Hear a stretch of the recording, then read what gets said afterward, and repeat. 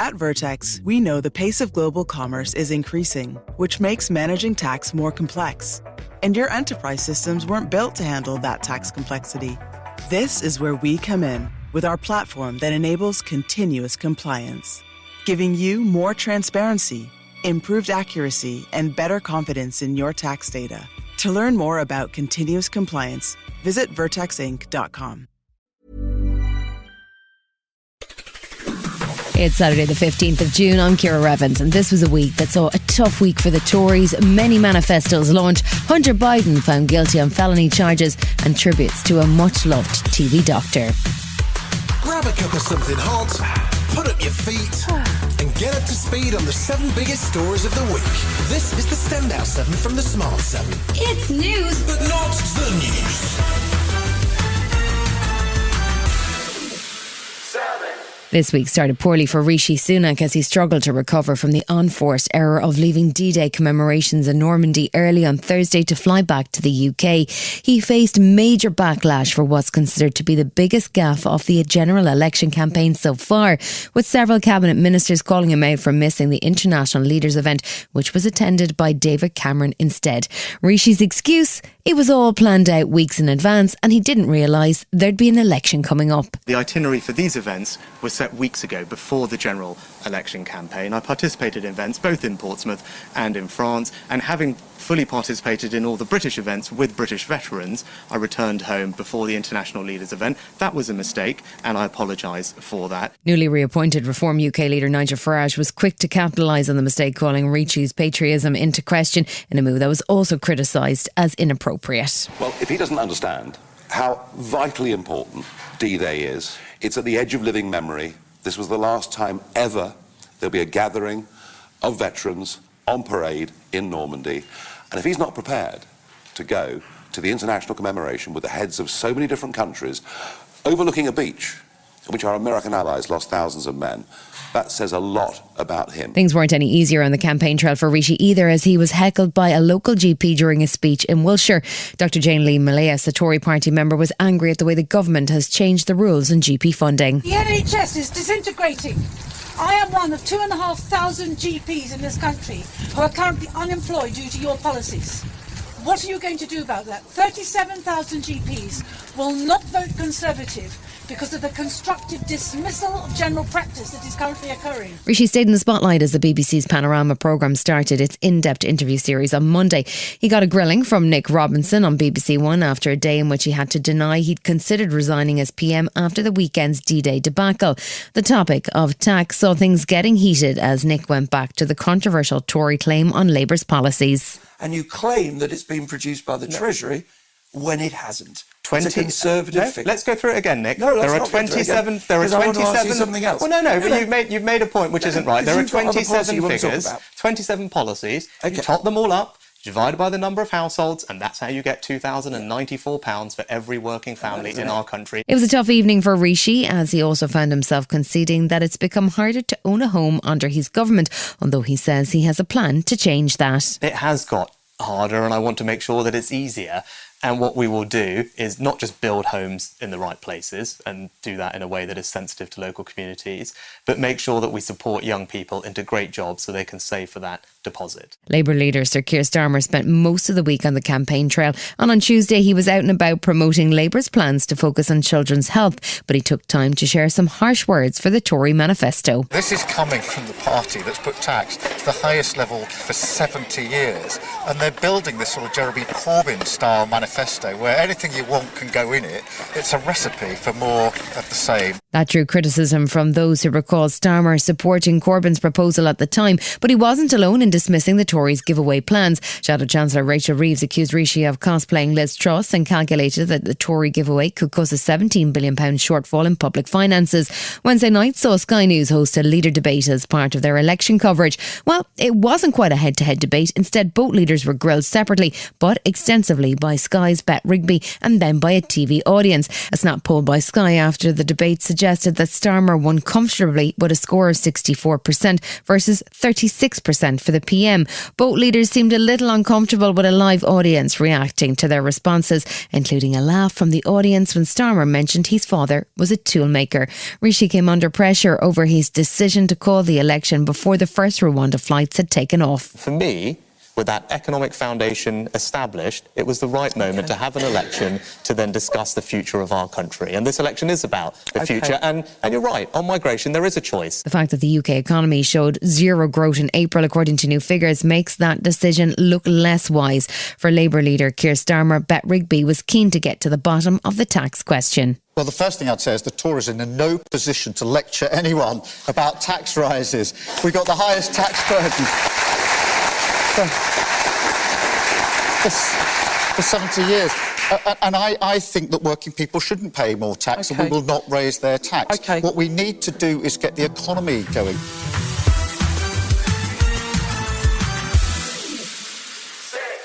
In between campaign stops this week saw almost all of the major parties formally launch their manifestos with just under 3 weeks to go before election day. First up were the Lib Dems, who launched their manifesto on Monday and then brought the assembled press to Thorpe Park for a day out, in keeping with leader Sir Ed Davies' adventure sports themed campaign. The major points of the Lib Dem manifesto included an aspiration to bring the UK back into the single market and a plan to save the NHS. Ed Davies says they'll invest £9 billion.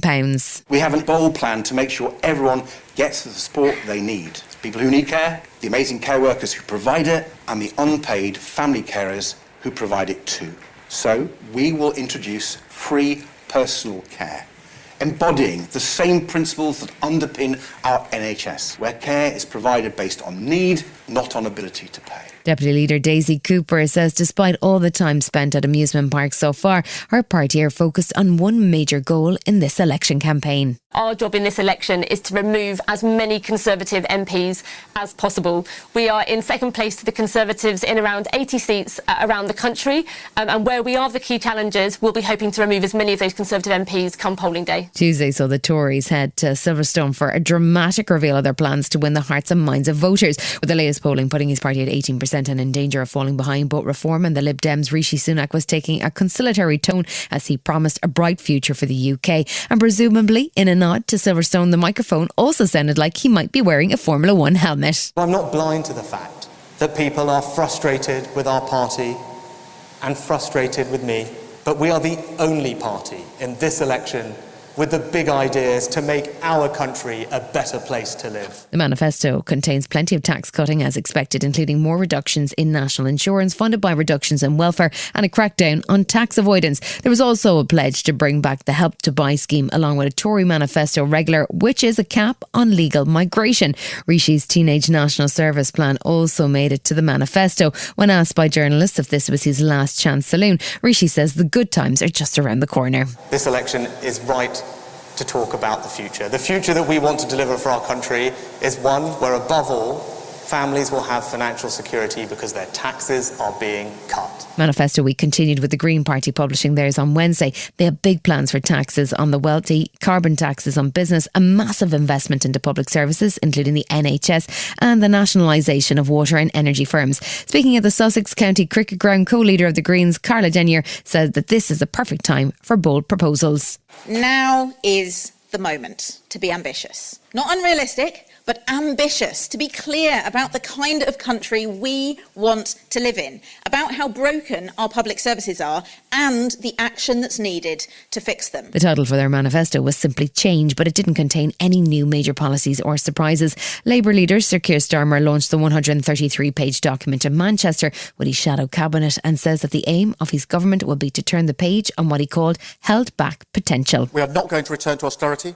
I ran a public service for 5 years, the Crown Prosecution Service. I lived through austerity. I'm never going to allow a Labour government to do that to our public services. Never. He was challenged by journalists, including Sky's political editor Bet Rigby, who wanted to know if Labour was being too cautious in a bid to protect the lead they have in the polls. She suggested he was being Captain Cautious, a charge he swiftly rejected. This is a serious plan, carefully thought through. It's not about rabbits out the hat. It's not about pantomime. We've had that. I'm running as a candidate to be Prime Minister, not a candidate to run the circus.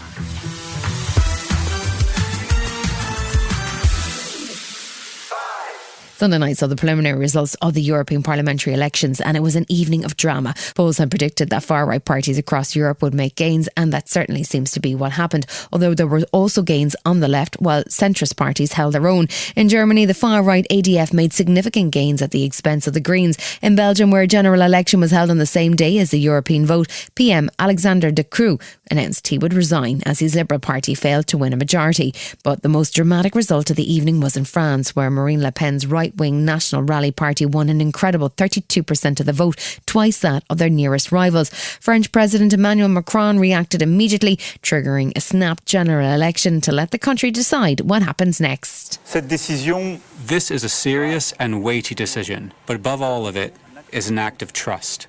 Confidence in you, my dear compatriots, in the ability of the French people to make the just choice for themselves and for future generations. These decisions threw the opposition into chaos as the right and far-right parties scrambled to form new alliances amid concerns that they couldn't replicate their European election performance in a general election.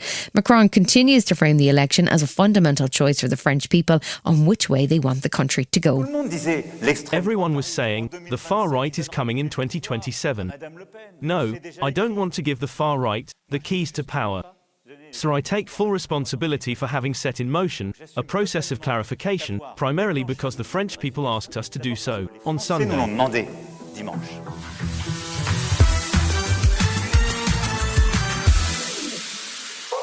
Ukrainian President Zelensky was in Germany on Tuesday for the start of 2 Ukrainian Recovery Conference, which is an intended start to process the rebuilding of the country. President of the European Commission Ursula von der Leyen was in attendance, and she brought both good news and support. Firstly, she said that Ukraine can begin accession talks with the EU at the end of the month, as it has now fulfilled all of the reform requirements demanded by the bloc. Secondly, she brought funding, €1.5 billion in revenue from frozen Russian assets, which will go towards the reconstruction process. Zelensky also addressed the German Parliament and thanked them for their support, while NATO Secretary General Jens Stoltenberg was making a case for more direct NATO support. I expect that NATO will take the lead in coordinating the provision of equipment and training, and that allies will make a financial commitment to support Ukraine for as long as it takes. Thursday saw the G7 group of nations meet in Italy briefly become the G8 as they were joined by Ukrainian President Zelensky. The group of powerful nations had hoped that there would be a breakthrough in the Gaza conflict, but negotiations continue behind the scenes. The G7 nations did express concern over Israel's operations in Rafah, but stopped short of calling for a halt in Israel's operation. On the Ukraine front, though, there was substantial progress as a new deal was agreed that will see $50 billion worth of aid flow to Ukraine, backed by frozen Russian assets. The US and Ukraine also signed a 10-year bilateral security deal, which will see 5 Patriot missile batteries head to Ukraine as soon as possible. Joe Biden said it's important that a clear message is sent to Vladimir Putin. 2.5 years ago, Putin unleashed a brutal war in Ukraine. It had also been a test for the world. Would we stand for sovereignty, freedom, and against tyranny? The United States, the G7, and countries around the world have consistently answered the question by saying, yes, we will. We will say it again. Yes, again and again and again. Still to come in the Standout 7, Hunter Biden found guilty and tributes to a much-loved TV GP. Right after this. Hey, I'm Ryan Reynolds. Recently, I asked Mint Mobile's legal team if big wireless companies are allowed to raise prices due to inflation. They said yes. And then when I asked if raising prices technically violates those onerous 2-year contracts, they said, what the f*** are you talking about, you insane Hollywood ass f- So to recap, we're cutting the price of Mint Unlimited from $30 a month to just $15 a month. Give it a try at mintmobile.com/switch. $45 up front for 3 months plus taxes and fees. Promo rate for new customers for limited time. Unlimited more than 40 gigabytes per month. Slows full terms at mintmobile.com. Welcome back. Former US President Donald Trump has been ranting for some time now about legal witch hunts and how Joe Biden has weaponised the US Justice Department against him. It'll be a little harder to make that accusation stick after Joe Biden's son Hunter was found guilty of 3 firearms charges on Tuesday. The Delaware jury didn't take long to convict him, and he could in theory face decades in prison, although for a first-time offence and with no violence, prison time would be unusual. Hunter is expected to appeal, and Joe Biden made it clear that while he supports his son in his recovery from addiction, there won't be any pardon or any special treatment. Special Prosecutor David Wise says it's important that justice is seen to be done. No one in this country is above the law. Everyone must be accountable for their actions. However, Hunter Biden should be no more accountable than any other citizen convicted of this same conduct.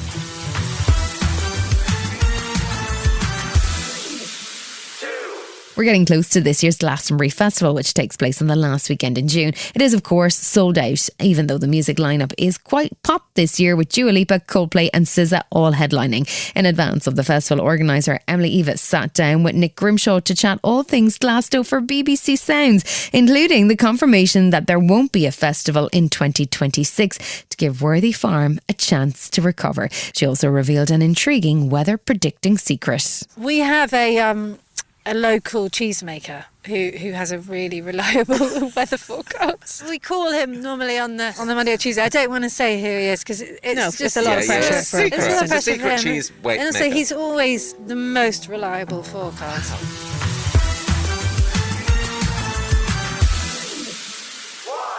There was a devastating update in the search for Dr. Michael Mosley last weekend after a body was discovered around 30 minutes walk from where the missing British TV presenter was last seen.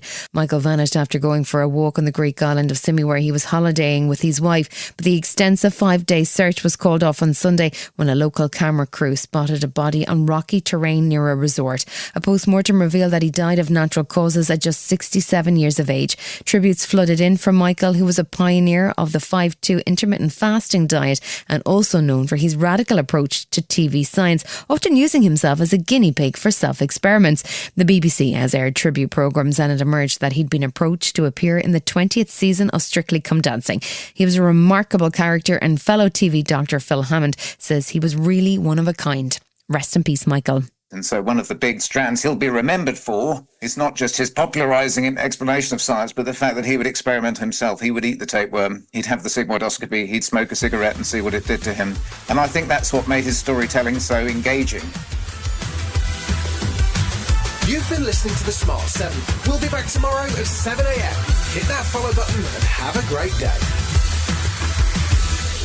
Give us 7 minutes and we'll give you the world. The living room is where you make life's most beautiful memories. But your sofa shouldn't be the one remembering them. The new life-resistant, high-performance furniture collection from Ashley is designed to withstand all the spills, slip-ups, and muddy paws that come with the best parts of life. Ashley high-performance sofas and recliners are soft, on-trend, and easy to clean. Shop the high-performance furniture in-store or online at ashley.com. Ashley, for the love of home.